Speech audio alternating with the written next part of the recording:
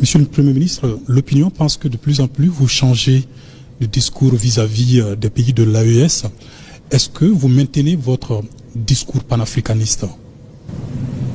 Vous savez, il y a quelque chose que nous devons éviter. C'est de mettre les émotions au devant de tout. Les questions qu'on gère sont des questions extrêmement sérieuses. Il ne me sera jamais reproché, on ne sortira jamais une seule déclaration que j'avais faite avant qui diffère des déclarations que j'ai faites aujourd'hui. Notre position a été très claire depuis le début. Quand nous avions commencé à prendre position sur ces questions, il n'y avait pas encore l'AES d'ailleurs. Il y avait ce qui se passait dans chacun des pays, aujourd'hui considérés comme étant membres de l'AES. Quand c'est arrivé au Mali, nous avons été en tant qu'opposants les premiers à dénoncer. Et on continue à le dénoncer fermement. L'embargo qui a été fait sur le Mali par des pays frères et malheureusement parmi lesquels notre propre pays. Je l'avais au nom de mon parti dénoncé.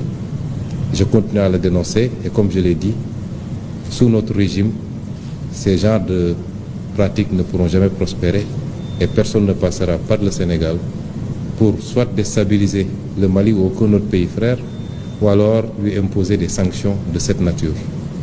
Cela n'a pas changé, ça ne changera pas. Quand il a été question d'une intervention au Niger, ma position a été très claire. De ma cellule de prison, j'avais fait une publication pour dénoncer cela et mettre en garde les chefs d'État de la CEDEAO.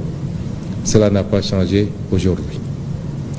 L'AES est venu après et personne ne sortira un seul discours où moi, en tant que président de mon parti opposant de l'époque, j'avais dit que nous rejoindrons telle ou telle organisation. Il faut arrêter ces amalgames. Nous n'avons jamais pris position pour dire que le Sénégal va rejoindre telle organisation ou telle autre.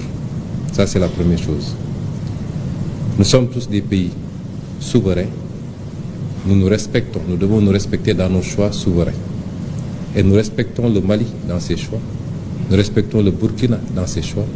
Nous respectons tout le monde, des choix que nous comprenons, puisqu'on a toujours dit, et je l'ai rappelé, bien après avoir été Premier ministre, que beaucoup d'erreurs ont été commises par les chefs d'État de la CEDEAO et que souvent on s'est intéressé beaucoup plus aux symptômes qu'aux causes réelles qui nous ont conduits à cela. Ça n'a pas changé chez nous. Alors qu'est-ce qu'on nous reproche? D'avoir ou d'être en train de travailler pour continuer à réunir la famille. Depuis quand on peut reprocher à un panafricaniste de faire tout pour qu'on reste dans des cadres solides plutôt que de nous diviser? C'est ça là qu'on nous reproche. Et donc ça veut dire qu'on a changé. Et je l'ai dit, quel que soit l'aboutissement ou le choix qui a été fait, cela ne changera absolument rien dans nos relations avec chacun des pays et les cadres qui seront mis en place. Au contraire, ça pourrait même les renforcer. Il faut que nous mettions les émotions de côté et que nous travaillions sur la base de préoccupations concrètes. Si on se dit panafricaniste, tout panafricaniste doit avoir comme seul et unique objectif de réunir les Africains au-delà de nos divergences. Je l'ai dit tout à l'heure avec le Premier ministre, les Européens se sont fait des guerres mondiales qui ont coûté des millions de vies et ils se sont retrouvés après. Donc, quelles que soient nos divergences, essayons, comme nos aïeux l'avaient fait pour créer l'empire du Mali, qui s'étendait d'ici au Sénégal, au Ghana et partout, nous ne pouvons pas faire moins qu'eux. Et c'est ça notre préoccupation. Mais si un pays souverain comme le Mali considère que les erreurs qui ont été commises justifient de sa part qu'il quitte, nous respectons cette souveraineté et cela ne changera absolument rien dans nos relations qui sont des relations séculaires et fraternelles. Vous partez avec quel message du président Assimi Goïta aujourd'hui? Le président a été très ouvert. On a eu une discussion très franche, très fraternelle. Et j'apprécie bien toutes les recommandations qu'il a eu à formuler parce qu'il souhaite le bien du Sénégal, qui est un pays frère. Donc, les alertes sur ce phénomène de terrorisme et son évolution, les recommandations qu'il a données. Et surtout, on est sur la même longueur d'onde qu'entre le Sénégal et le Mali. Les considérations externe, exogène à cette relation ne peut pas impacter cette relation. Nous resterons unis,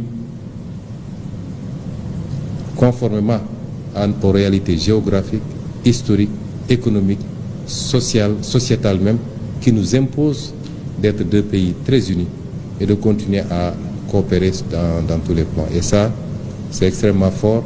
Au moins, je sors d'ici avec la certitude qu'on a exactement la même compréhension de ce que devraient être nos relations.